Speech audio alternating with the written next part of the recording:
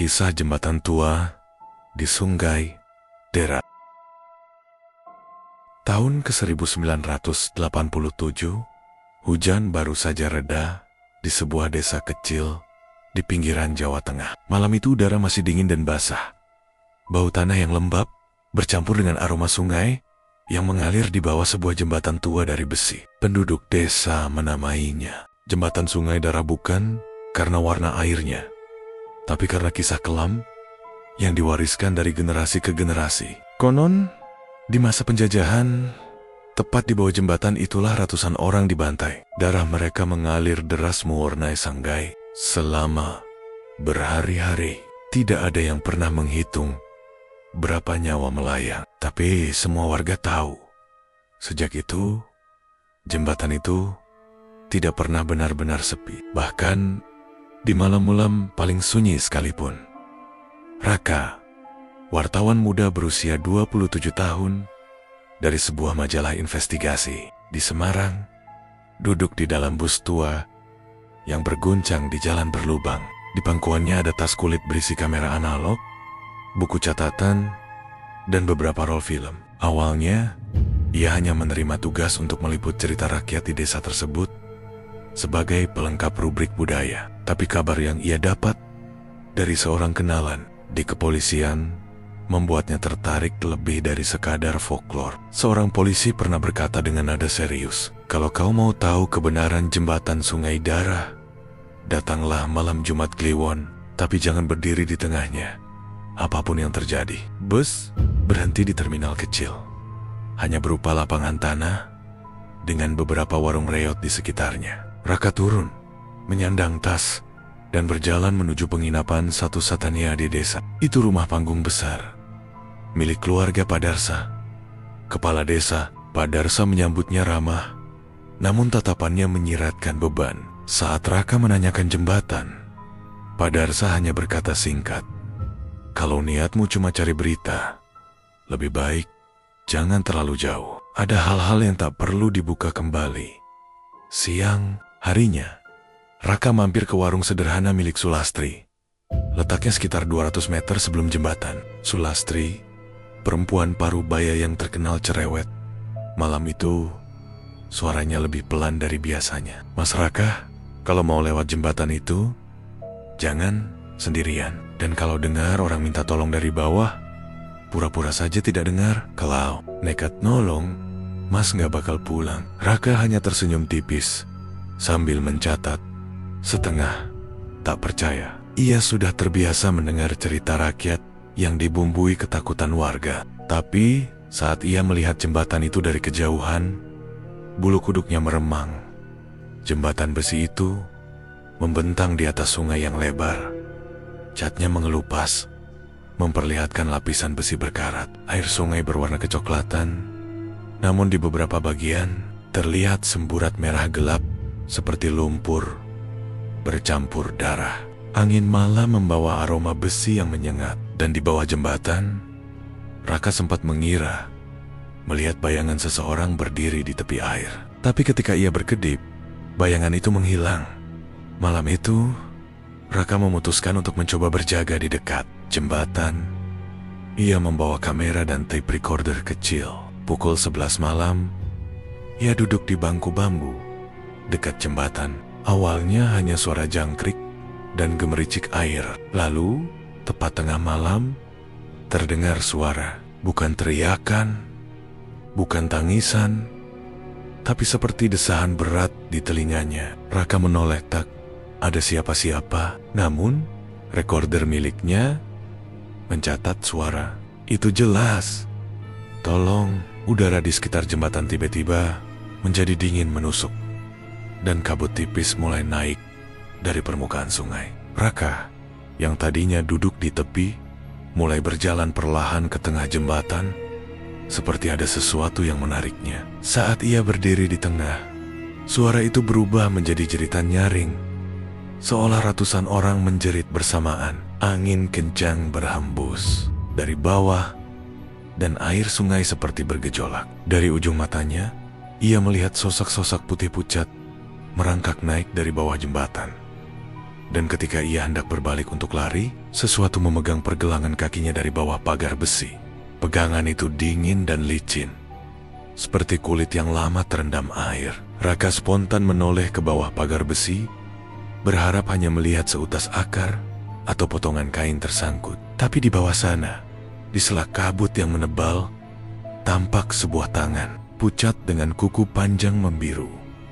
Mencengkeram pergelangan kakinya erat-erat. Jari-jarinya kurus, tulangnya menonjol, dan di sela kukunya terlihat lumpur hitam yang menetes perlahan.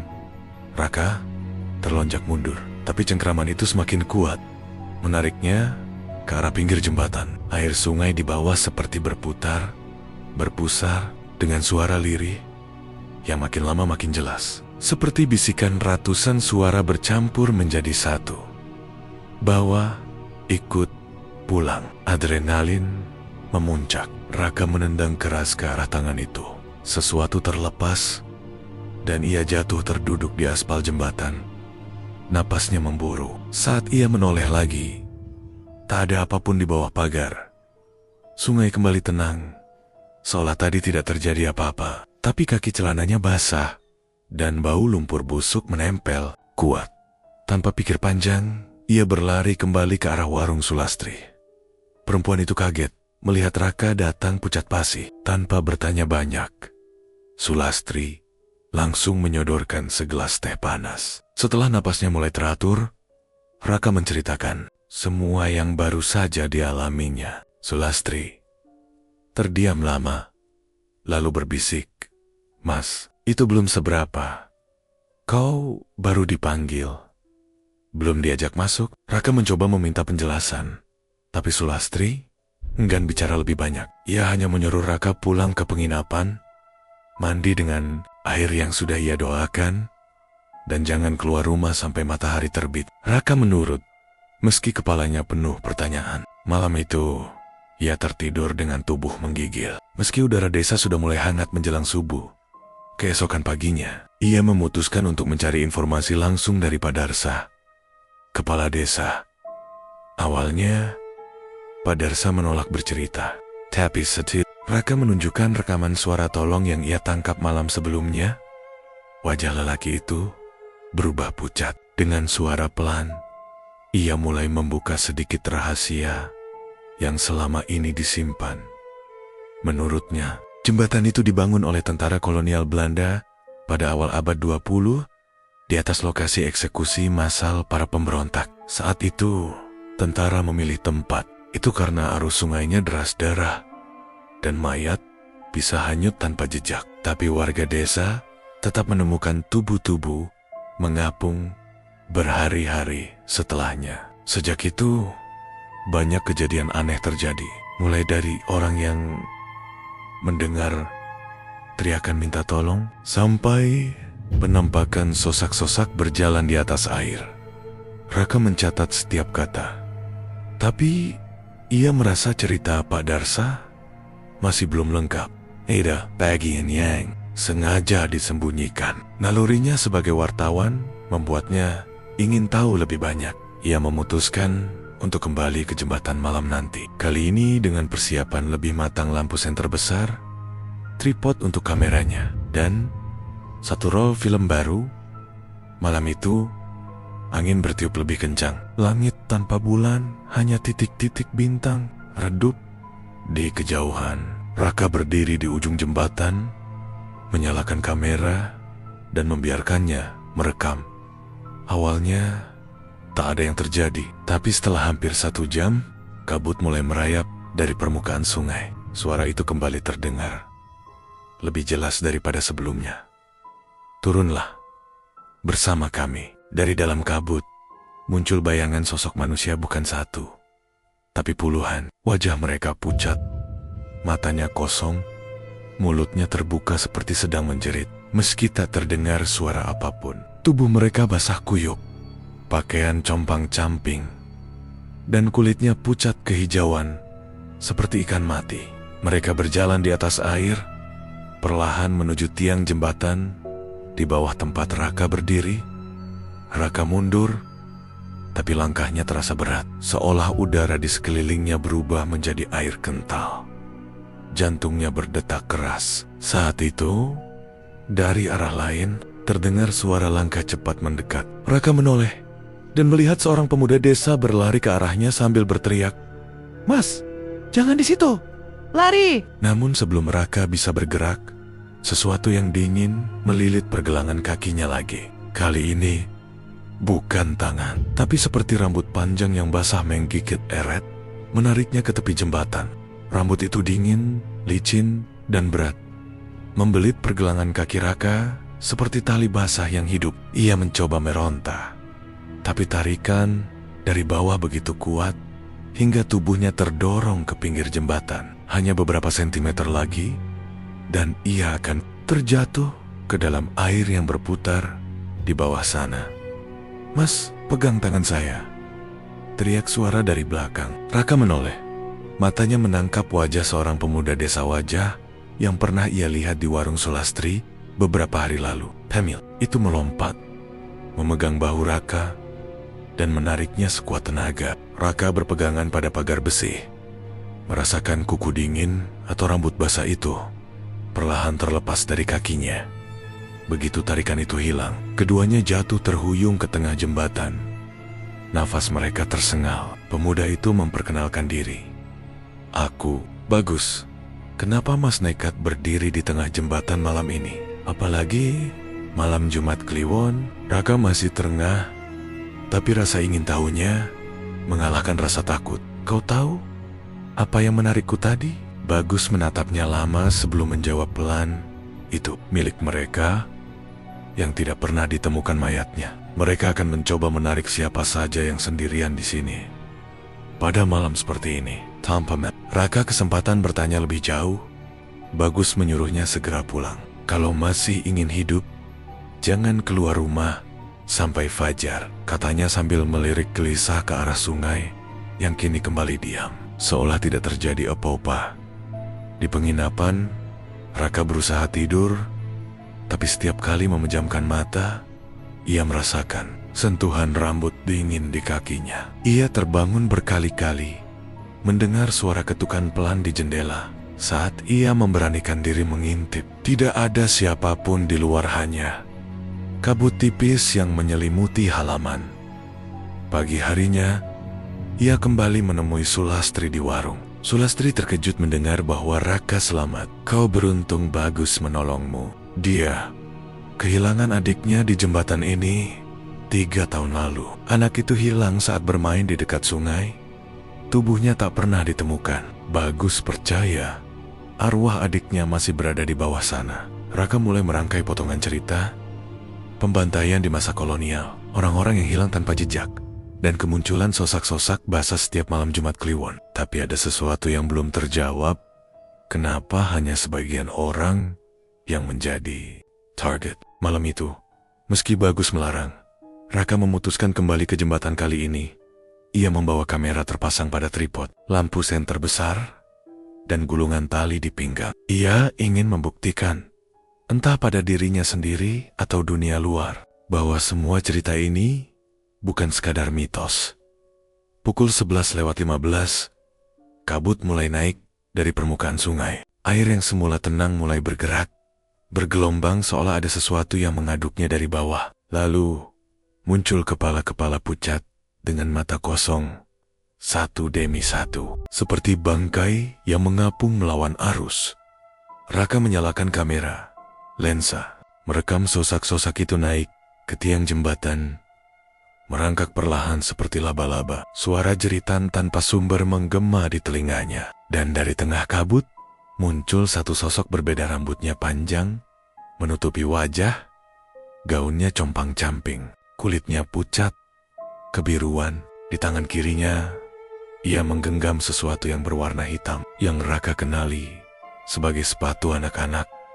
Jantung Raka berdetak kencang. Ia sadar, sepatu itu mirip dengan yang diceritakan Sulastri, sepatu milik adik Bagus yang hilang 3 tahun. Lalu, sosok itu mengangkat kepalanya perlahan, memperlihatkan wajah membusuk dengan senyum tipis yang menusuk hati. Dan dari bibir yang membiru, terdengar bisikan lirih. "Kau, ganti dia." Bisikan itu seperti merayap langsung ke dalam tengkorak Raka, membuat telinganya berdengung. Tubuh Nyagoku, matanya tak bisa lepas dari tatapan kosong sosok perempuan di bawah jembatan itu. Ujung-ujung rambut panjangnya meneteskan air, menetes ke permukaan sungai yang kini berwarna hitam pekat. Di tangan kirinya, sepatu anak-anak itu bergoyang pelan, seperti umpan yang sengaja diperlihatkan.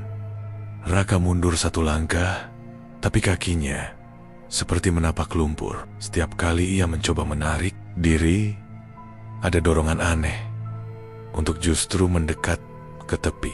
Dari bawah, puluhan pasang tangan pucat mulai menjulur di antara celah-celah besi, meraih udara, mencoba memegang apa saja yang bisa mereka tarik.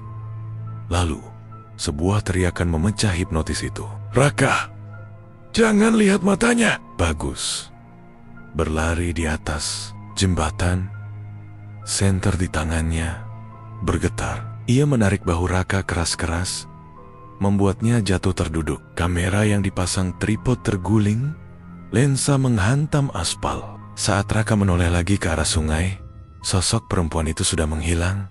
Begitu juga kabut tebal yang menutupi air. Yang tersisa hanyalah aliran sungai kecoklatan, tenang, seolah tak pernah ada kejadian apapun. Bagus tak membiarkan Raka bicara. Ia menyeretnya menjauh dari jembatan. "Kau mau mati? Hah? Malam ini, malam mereka mencari pengganti. Dan kau sudah ditandai." Napas Bagus tersengal. Matanya liar seperti orang ketakutan. Raka memaksa bertanya, "Pengganti? Untuk siapa?" Bagus tidak menjawab. Ia hanya berkata singkat, "Bicara sama Pak Darsa, kalau dia berani." Keesokan harinya, Raka mendatangi rumah kepala desa. Pak Darsa semula enggan menerima. Tapi ketika Raka menyebut kata pengganti, wajahnya langsung berubah pucat pasi. Ia mempersilahkan Raka masuk, menutup pintu ropet-ropet, lalu duduk dengan tangan bergetar. "Aku tak mau cerita ini keluar, tapi mungkin waktunya sudah dekat," ujar Pak Darsa. Ia menceritakan sesuatu yang tidak pernah masuk ke cerita rakyat yang didengar pendatang. Setelah pembantaian di masa kolonial, warga desa mencoba mengubur para korban di tepi sungai. Tapi arus deras membuat sebagian tubuh hanyut. Selama berminggu-minggu, potongan tubuh muncul di hilir, membuat penduduk takut keluar rumah. Menurut cerita orang tua-tua, para korban tidak bisa pergi karena mereka meninggal tanpa penguburan layak, tanpa doa, dan dengan dendam yang belum terbalas. Sejak itu, setiap beberapa tahun sekali, arwah di bawah sungai akan memanggil seseorang untuk menjadi bagian dari mereka. Tidak semua orang terpilihannya yang mereka anggap bisa menggantikan korban yang pernah direnggut. Raka terdiam. "Mereka menganggap aku pengganti adik Bagus." Pak Darsa menunduk. "Sepertinya iya, dan sekali kau ditandai, sulit untuk menghapusnya." Hari itu, Raka berusaha meninggalkan desa. Ia menumpang bus pagi, membawa tas dan kameranya yang retak. Tapi entah kenapa, di setiap persimpangan, bus yang ia tumpangi selalu kembali melewati jalan yang sama. Hingga dari jendela, ia melihat jembatan itu lagi. Ia menatap sopir. Tapi lelaki itu hanya tersenyum hambar, seolah tidak sadar sudah berputar. Malamnya, Raka kembali berada di penginapan tanpa benar-benar mengerti bagaimana ia pulang. Di luar, hujan deras turun, memukul atap seng. Di sela suara hujan, Raka mendengar ketukan pelan di pintu. 3 kali, berhenti, lalu 3 kali lagi.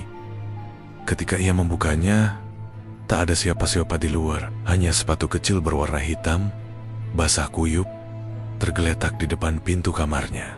Sepatu kecil itu masih tergeletak di depan pintu, basah, berat, dan dingin. Saat Raka memungutnya, air menetes dari ujungnya, membasahi lantai kayu. Ia memeriksa bagian dalamnya kosong, tapi ada bau anyir besi yang menusuk hidung. Saat itu, ia tahu ini adalah undangan terakhir dari mereka. Malam itu, hujan berhenti lebih cepat dari biasanya. Langit bersih, tanpa bintang. Udara terlalu sunyi untuk ukuran desa. Bahkan suara jangkrik seolah menghilang. Raka duduk di kamarnya, menatap sepatu itu di atas meja. Semakin lama ia memandang, semakin kuat dorongan untuk kembali ke jembatan. Ia mencoba melawan, menulis catatan untuk meninggalkan desa besok pagi. Tapi jarum jam bergerak begitu cepat, hingga ia menyadari sudah hampir tengah malam. Pintu kamarnya berderit terbuka sendiri. Di ambang pintu berdiri Bagus. Wajahnya pucat dan basah. Matanya merah seolah baru menangis. "Mas, jangan ke jembatan malam ini," katanya lirih. Tapi suaranya terdengar jauh, seperti berasal dari dalam air. Sebelum Raka sempat menjawab, Bagus sudah menghilang. Tak tahan lagi, Raka mengambil kameranya dan berjalan keluar. Jalan menuju jembatan basah dan licin. Kabut tipis mulai merayap dari arah sungai. Setiap langkah terasa lebih berat, tapi juga lebih ringan di kepala, seperti ia sedang berjalan dalam mimpi. Sesampainya di tengah jembatan, mereka sudah menunggu. Puluhan sosok pucat dengan pakaian basah, mata kosong, dan kulit yang pecah-pecah. Di antara mereka, sosok perempuan berambut panjang itu berdiri, masih menggenggam sepatu kecil hitam. Ia mengangkat tangannya, menunjuk langsung ke dada Raka. "Waktumu habis." Air sungai di bawah bergejolak, membentuk pusaran besar. Dari dalamnya muncul tenggen-tenggen yang meraih ke atas, ratusan jumlahnya, menggapai tubuh Raka. Suara jeritan bercampur bisikan memenuhi udara. Kamera di tangannya bergetar hebat, merekam setiap detik kejadian. Lalu, dari kerumunan arwah itu, muncul seorang anak kecil. Wajahnya mirip sekali dengan adik Bagus yang pernah diceritakan Sulastri. Anak itu tersenyum tipis, mengulurkan tangannya pada Raka. Dalam bisikan yang hampir tak terdengar, ia berkata, "Kalau kau ikut, aku bisa pulang." Raka menatapnya. Matanya basah. Di satu sisi, ia tahu bahwa mengulurkan tangan berarti akhir bagi dirinya. Di sisi lain, tatapan anak itu penuh harap, seolah benar-benar bisa dibebaskan. Dalam satu detik yang terasa seperti seabad, Raka membuat pilihan. Ia menjatuhkan kameranya, meraih tangan kecil itu, dan dunia di sekelilingnya tenggelam ke dalam, gelap dan dingin. Esok paginya, warga desa menemukan kamera di tengah jembatan. Film di dalamnya penuh gambar kabut, air bergejolak, dan silut-silut tak jelas. Tidak ada tanda-tanda Raka, hanya jejak sepatu basah yang mengarah ke pagar jembatan dan berhenti di sana.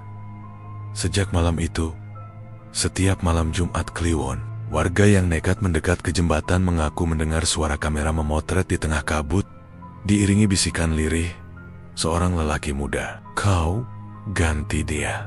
Dan cerita pun tamat.